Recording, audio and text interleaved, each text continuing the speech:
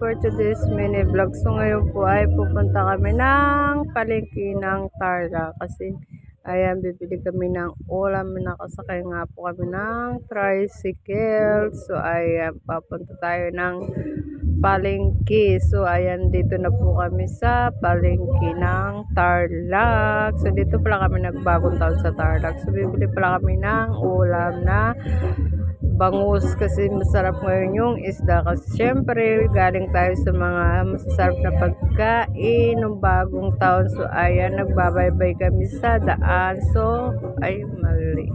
Simula galing sa bahay, ang biyahe pala siguro nasa 45 minutes. So ayan, ito po yung supermarket ng Tarlac sa palengke. So ayan, naglalakad na kami papasok sa loob.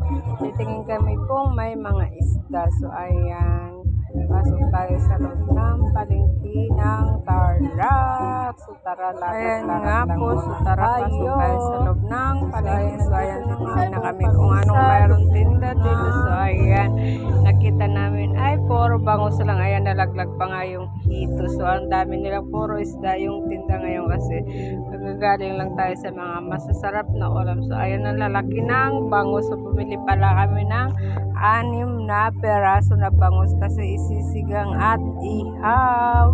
So ayan, ang lalaki nga po. So po namimili na po ang ate ko ng bangus. So halagang 700 nga po yung binili namin na bangus. So super sarap ng bangus ngayon kumain na isda. So ayan, tinimbang na ni ate yung bangusan. Ang mga buhay pa yung hito, sariwa din. So ayan, na plastic na nga ni ate yung binili namin na bangus. So ayan, magkukwento pa si ate dyan. So ayan, diba, ang lalaki ng bangus nila dyan.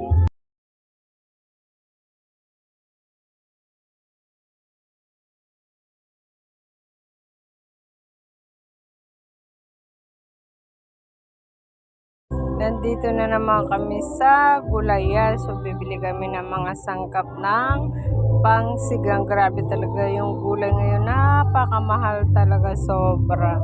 Ayan, Diyos ko, yung puso ng saging 2 piraso ay 100 na. So grabe talaga, ang mahal-mahal.